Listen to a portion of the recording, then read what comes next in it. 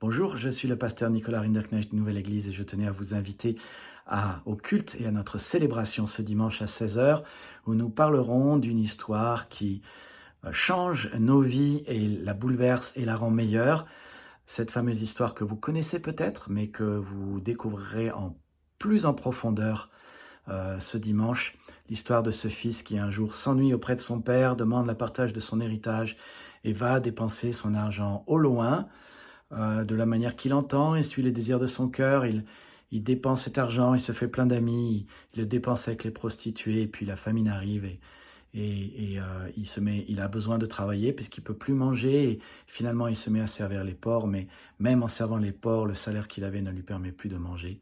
Et là, il se dit, mince, si j'étais dans la maison de mon père, si j'étais comme un employé de mon père, si je servais mon père, alors j'aurais tout ce qu'il faut. Alors il décide de changer d'avis et il décide de revenir chez son père. Et on verra particulièrement ce que nous apprenons du Père dans ce texte. Nous apprenons que le Père est riche, il est heureux, nous apprenons qu'il va même résoudre les problèmes de caractère de son fils aîné qui se fout en pétard.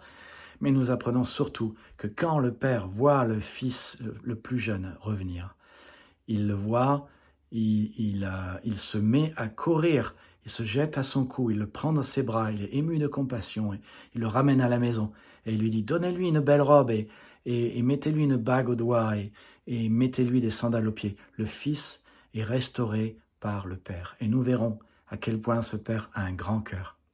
Alors, souvent, on cite cette histoire, on explique cette histoire, et c'est une histoire vraiment qui transforme des vies.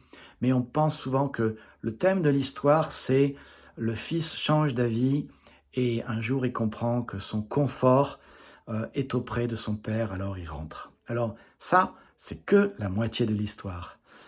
Pour découvrir la suite, eh bien, il faut venir ce dimanche. Et vous découvrirez surtout le cœur du Père, les choses à ne pas faire, les choses à faire et surtout les bénédictions qui vont avec. Que Dieu vous bénisse et j'espère donc vous voir ce dimanche à 16 heures à une nouvelle église, 8 rue Saint-Clair-des-Villes à Logne. Vous pouvez avoir plus d'infos sur unenouvellèeglise.fr/trouver. Que Dieu vous bénisse, qu'il vous garde, qu'il fasse luire sa face sur vous, qu'il vous accorde sa grâce et qu'il tourne sa face vers vous et vous accorde sa paix.